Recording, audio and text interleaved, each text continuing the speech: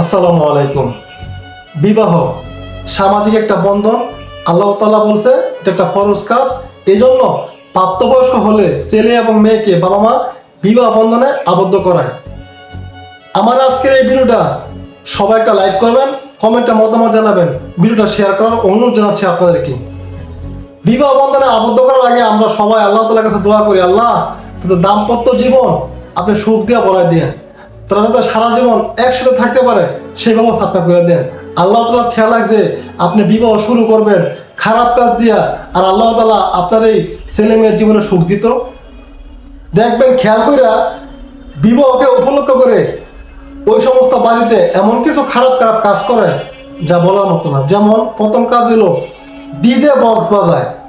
DJ box বাজায় ছেলে মেয়ে একত্রে নাচে, নাচ গান হয়। নাচ গান তো ইসলামের দৃষ্টিকোণ থেকে সম্পূর্ণ হারাম এবং নিষিদ্ধ কাজ।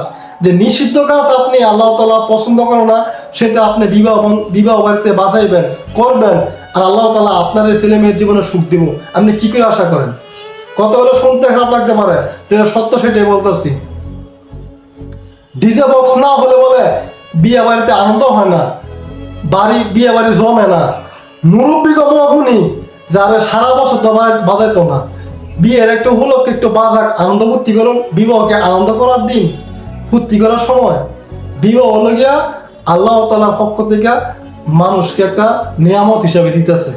একটা অপরিচিত ছেলে মেয়ে একটা বন্ধনে আবদ্ধ হয়, দুইটা পরিবার আত্মীয়তার বন্ধনে আবদ্ধ হয়।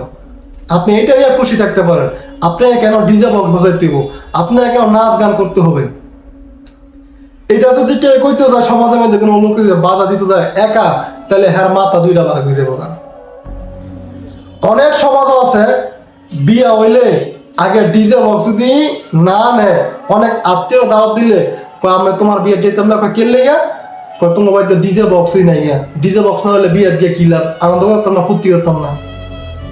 এটা কোনো কথা আপনারা বলেন? পরের দিন সকালে দেখবেন রং মাখামাখি করে, কাদা দেয়, মুখে কালি দেয়। এটা নিয়ে দেখবেন ছেলে মেয়ে দিতেছে, মেয়ে ছেলে দিতেছে, পুরুষ মহিলা দিতেছে, মহিলা পুরুষ দিতেছে, রং দিয়া মারি দিয়া, মানে কি বলতাম, তাকানোর মতন না, এমনটা খারাপ কাজ করতেছে। যেখানে পরপুরুষের মুখ দেখে একটা মহিলার জন্য হারাম, সেখানে মহিলারা কিয়া পারলে কি বলবো, মুখে আসার মতন এই কথাগুলো।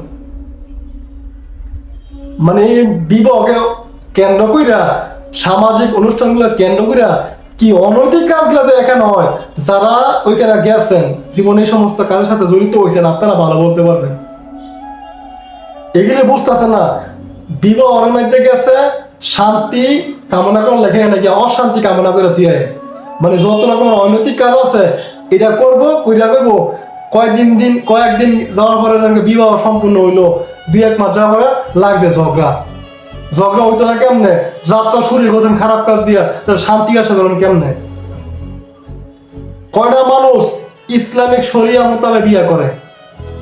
যেভাবে বিবাহ করলে আপনি শান্তিতে থাকবেন সেভাবে আপনি করতে আছেন। দেন মোর দেন 5 লাখ 10 লাখ টাকা, হোল বাড়িতে যৌতুক চান 10 লাখ টাকা, গাড়ি বাড়ি চান, ঘর সাজাতে যাওয়া লাগবো, এগুলি চান। তাহলে আপনি আশা করেন কেমনে আপনার বিবাহটা আল্লাহ কবুল করতেছে? কথাগুলো শুনতে খারাপ লাগবে আপনার কাছে, সত্য কথাটা শুনতে খারাপ লাগে সবার কাছেই। দেন মোর ভবিষ্যৎ করতে পারে কোনো ছেলে?